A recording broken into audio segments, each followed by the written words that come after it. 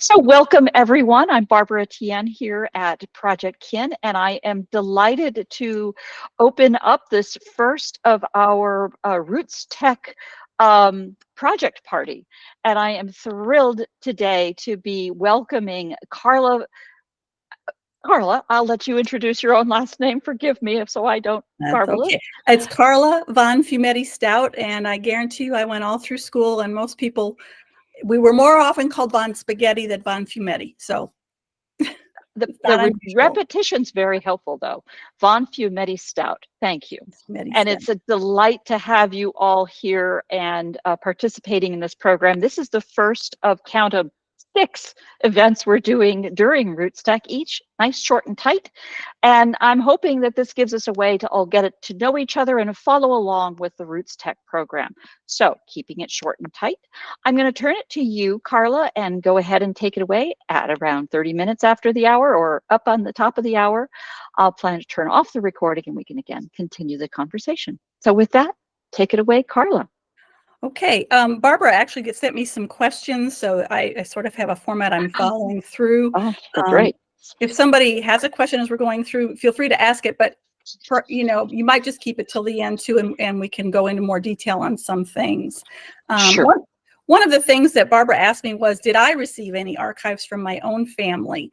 And I did. I was lucky enough. I had a great-grandfather who handed down a lot of items of documents and photos. They went to my grandfather and to my father and eventually to me of German documents and photos. My mother, when she passed, I inherited an awful lot of her old photos and the manuscript of a book she wrote the last 2 years that she was living, which is really a treasure to me. My maternal grandmother kept a scrapbook. It's evidence of the poverty they lived in, the type of scrapbook that it's based on, but it covers time period from about 1920s through the 1950s in their life with news clippings and recipes and invitations and different events. And it really tells a story of the things, of course, that she was interested in, but also what her family's life was to some extent like. I didn't start out with a great love for genealogy. My one grandfather had a strong interest, and as a child, when we would go to visit, we didn't see him often, and he didn't really care for children, but he loved his family history. And so he would lay out this big family tree, and he would talk about this person and that person, and I would just be like, these people are from the other side of the world, and they're dead. I had zero interest. But after that same grandfather passed, my father inherited those 3 boxes of German documents that I was talking about and photos. And I went to Iowa to visit my dad, and we spent the better part of a week opening these fragile documents using a German-English dictionary that, because we didn't have the computer at that point, to be able to do translations for us. And so we sat and transcribed onto a legal pad what we thought these things more or less talked about or what they were said. And it took us a better part of a week. And so my dad, at the end of this visit, and we're putting things away carefully, he says, can you put this in some type of order so we don't ever have to do this again? And I would never have rolled my eyes at my father, but that was probably the kind of look he got. And I thought to myself, and I told him, I said, how hard can that be? Famous last words. So I flew back to Arkansas, which is where we were living at that point, and just pure coincidence, or sometimes I think fate, our little local library was offering a genealogy course the very next weekend. So I thought, okay, I'm going to go with this and just see what to do with this stuff. So I walked in the door on a Saturday morning and I walked back out, and it's not an overstatement to say I felt like I had been hit over the head. I just fell in love with genealogy. And eventually I think it kind of became a calling. I mean, I jumped in, I started doing my genealogy, my husband's genealogy, friends' genealogy, and pretty soon friends of friends started asking for help. And it occurred to me that I could maybe turn that into a business. We were transferred frequently. It was really kind of hard to maintain a career with all our moves. So I did. I started, once I'd gotten a good handle on what people wanted and expected. I started as a professional genealogist, and I've done that for 25 years. I've taken private clients the entire time, and but also I've done things like probate genealogy, working with a probate lawyer. I did a 3-year project as a volunteer researcher for the Thompson Pell Research Center that's associated with Fort Ticonderoga. A combination of genealogy and sociology and local history, which was really fabulously interesting, and especially to work with some of the archives that they had there that reach back really to before the Rev War. And the last several years, probably 6 or 7 years, I've been doing genetic genealogy. I started out with a friend who really wanted to know her birth mother, her birth parents. And so I went and took some specialized training for that, worked through that with her, and then word travels. So I had several people over the years have asked me to help them find their birth parents. And it just touches my heart. It's one of those things that I have a really hard time saying no to, because I think everybody needs to know who their families are. And at this point, I won't say in my career, but in my life, I guess, my focus is starting to shift. I really want to work on my own family history legacy and be able to share that. So, boy, there's that L word. You know, you've talked about it. It comes, and Kathy Stone, who's with us here today as well, has talked about this in her programs. You start with that box of stuff, and then you get bitten by the bug. And then you think about all the work you've done for everybody else, but why not my own work? And then you think about your own family, and there's the L word. Go on and tell us about that. Well, people have different understanding of what they think is a legacy. Some people just think it's whatever's been left to them in a will or estate. To me, your legacy that's been left to you is something of perceived value to you. And in family history legacy items, it can really be anything. A lot of us, I'm sure, have these precious little items that somebody used to own or handle, and they have really no monetary value at all, but they mean the world to you. You have the memories of the people that you knew, your ancestors and people that you were associated with growing up, and stories they may have told you that really never got written down anywhere. There are family values, there's genetics, and in particular on my mother's side of the family, genetics have played a little bit of a role in our family history. So personally, my legacy, I hope, will be my contributions and the things I've learned, the things I've gathered, the documents and so on, but also really important to me is living history. So the things that have happened during my lifetime, from my childhood memories and so on, so that my immediate family's story gets passed on as well. Yeah, that's so often that is the it's like you're putting back into the pond. You're doing your analysis of the other stuff that you learned and then giving back into the next generation. Right. And you've done some interesting things as you've started to find ways to make some sense of this, to go back to your dad's original phrase, to put some order to all of this. Tell us a little bit about how you've done that. I would guess, like probably a lot of the people who are listening today or whatever, that you've spent a lot of years digging into your family history, and you've accumulated stuff, so much stuff, which the room that I'm in up here, it fills a good bit of the room that I have. I've got a lot of photos, vintage photos.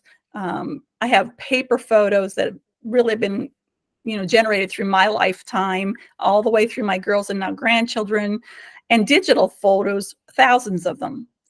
Documents, I've got, 3 different file cabinets just full of documents. So birth, marriage, death records, but baptismals, military records, lots of letters, maps. And over the years, I have really developed a really large genealogy database that's full of notes and information. And I have a lot of digitized digital folders of files. And I, over 25 years, did not ever really understand the full amount of digital files I had that related to genealogy until I went through an organizational process. And there's stuff there that I'm sure I saved in the moment thinking, I'll come back to that, and I never did. So there's a lot of that. So information that's shared with me, old emails and conversations, a few tape recorded things, and then all the living history that I've accumulated from my lifetime. So I have a lot of memories that I carry of important things in my ancestors' background. And one of the things since I've started doing all of this and trying to put it together is that I realize some of those stories that seem to be lost they can be recreated using all of those things put together, having enough information from the timelines of their life and photos, stories, or bits and pieces that were passed down to me. And I had always thought in my life I would get to the point where I would do something with everything. I'll write a book. Someday I'll write a book. Maybe I'll write a book for my mom's side and one for my dad's side. But I had never really done anything active about moving into a legacy focused. And my husband came upstairs. This is a few years ago now, and he stood with his hands on his hips. And for the few people who are on here that know Calvin, you can picture him perfectly. And he's looking and he goes, what am I going to do with all of this? Or what are you going to do with all of this so that, your efforts aren't wasted and we end up throwing it away when you die? And I'm like, no. And so it kind of spurred me on at that time. And it was definitely food for thought about, okay, well, when am I going to do all this? Some of you who I'm in email contact with will have seen this before, but I have a quote that I've had pasted up on the wall, and it's in a few of my notebooks, that has always been sort of my stick that poked at me to continue and kept me interested.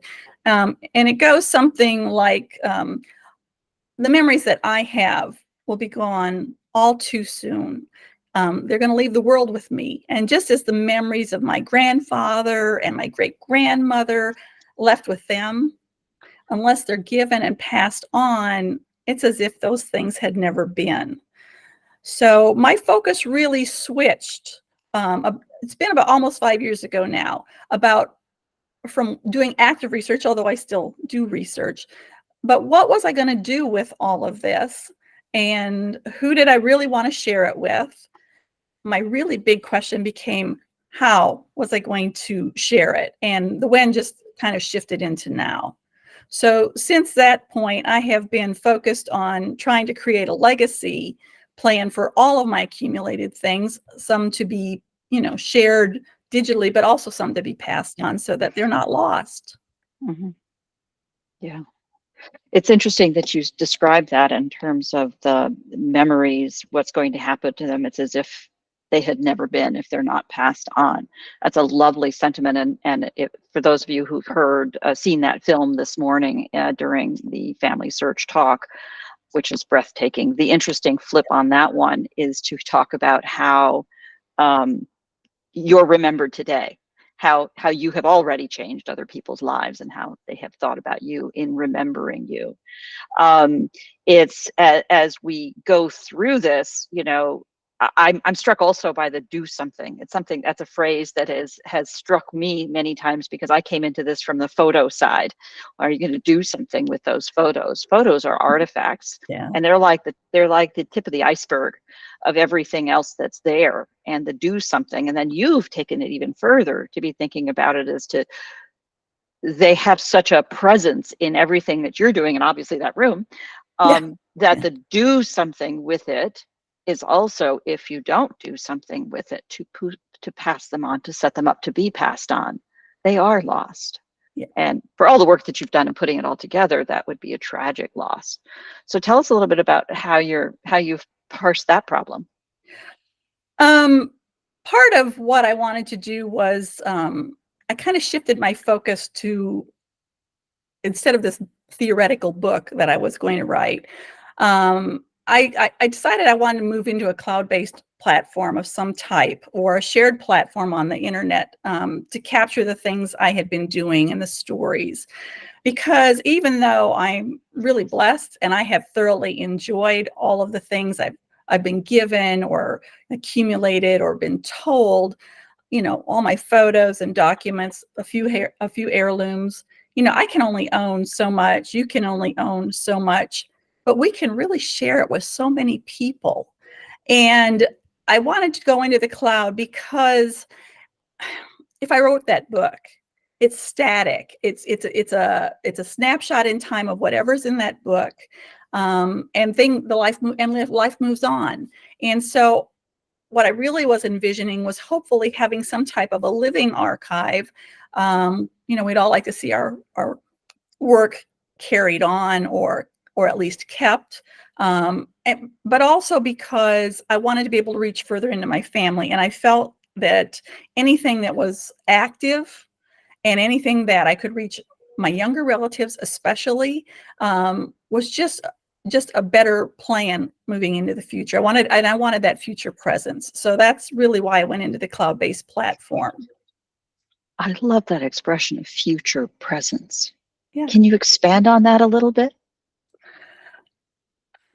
I think I think it's innate in all of us. I think we don't want to be forgotten. We don't want our contributions to the lives of our families, or the lives of our families for that matter, to just eventually disappear into the mists of time. Yeah. We want to share those things forward, and we don't have to reinvent the wheel every generation. Yeah. I think that's really one of the oldest problems with family historians is they would do all this work. It was all paper-based. It didn't often go very farther than their own home. And then somebody would come in and maybe clean out the house and have just no idea. These are just papers. They don't have my name on them. They don't have Dad's name on them. We're just getting rid of them. And there's no context. In fact, in my family, I have exactly that. I have this amazing treasure trove of my grandmother self-published book, a remarkable book, and it has changed my whole worldview. There's none of the papers to it. I've now learned that the papers are sitting, when the house was cleared out, they're sitting in the attic of a cousin, maybe. Who knows if they're intact at all? Yeah. But there was no way to capture that and contextualize it and pass it down to the future. And I think our generation, because this extraordinary technology surge that's happened in our time, is in a unique position to essentially do that, what we used to call in technology, the conversion from circuit to packet, in the sense that it was an artifact and now it's digital and you can do stuff with it. Cloud isn't a solution. It's just a piece of technology that gets to the real thing. The real problem you're trying to solve is the important part. And that was being able to share it now and share it in the future. Right. And sharing it in the future by getting people engaged in it now. And I think that's really absolutely lovely. So you have found your way to an approach to do this. So tell us a little bit about that. Well, historically, I thought when I wasn't going to do the book, I was going to do my own website. And I set one up, got a domain and a WordPress site. And very quickly, to me, I had two problems. The tree was static. I couldn't easily change it. It was just descendancy charts and family group sheets and so on. It wasn't easy for me to change it. It wasn't easy for people to access it. And the other was I did not want to spend my time maintaining a website. I didn't enjoy doing that. So I looked at other options to share the things that I had. One of my favorites that I still use is MemoryWeb, which is a subscription long-term storage archive. It's organizable, and everything you upload to MemoryWeb is saved and preserved in the size and resolution and format that you've uploaded it to. So many photo sites don't do that. They degrade the quality of the image. The other thing that they do, and they're very careful with, is to preserve the metadata that's in your photo images. And for people who aren't familiar with metadata, it is a text file that's embedded in a photo, digital photo, that tells a lot of information about that photo. When was it taken? Maybe where it was located with a geolocator. So there's things that come with the file in a metadata, but you can add to that. So instead of the back of the picture, which quite often gets lost when somebody scans an image, you can put right into that file, like for my grandparents' wedding. I can put Charles and Harriet Kenyon, October 1915, Toma, Wisconsin, wedding photo, things like that. So it's a fabulous site. I still love it. I still use that. I had my own blog, and it was successful. Is successful, I guess, but it was limited in scope because I really could only share stories and photos from that blog. And it was incredibly public, which I wasn't happy with. I look at the analytics, and I'm seeing people from Russia and Brazil and France reading my blogs. And I thought, I have a hard enough time getting my own relatives to read these. Who are these people? And I had no idea. So I worked with a variety of trees, looking for ones that I could share. And there were several. I ruled out the subscription sites like Ancestry and MyHeritage, largely because I couldn't upload a lot of the things I wanted to share, and any documents that I had attached to those trees, a person had to have a subscription site to see. So that was a no-go for me. And so I used several different types of family search, very public, but you couldn't really share living people with other living people. American Ancestors Ancestries was a really nice tree, and it was shareable, but it had, again, limited. So none of them really let me share everything I wanted. A few years ago, I started, I actually found it at RootsTech, a platform called Collectionaire that used a tree format. And the concept was everything that you shared with your tree came in by a website link. So I could attach my blogs. If I wrote about my mother, I could attach it to her. I could bring in photos, and I could bring in that website link for that photo and attach it to my father or to my great-grandfather. Videos from Google Drive and so on. But for me, it worked, wasn't ideal. It wasn't easy to share things or allow input, and I was forever breaking the links, moving things around, and then having to go back and fix them. But it was the best thing that was on the market, really, I thought, at that time. So over time, I knew that what I really wanted was everything that was under one roof, that didn't involve going back and forth from browser tabs and computer files, my blogging site, a tree, a photo storage site. I wanted something that I could present everything in one place and didn't have an assortment of ingredients. And I also did want a tree that was based on a full GEDCOM. Most of the ones that I had found previously that you could share, it was real hard to share a full GEDCOM. I wanted photo storage, of course, that didn't degrade my images. And I wanted to write about everybody that I wanted to write to, and have that information show up under that person or their family. Same with the images. I wanted to be able to attach images to multiple people instead of one or two. And I wanted some privacy from the entire internet world that allowed relatives still to be able to access it pretty easily with a password and to interact or contribute if they wanted.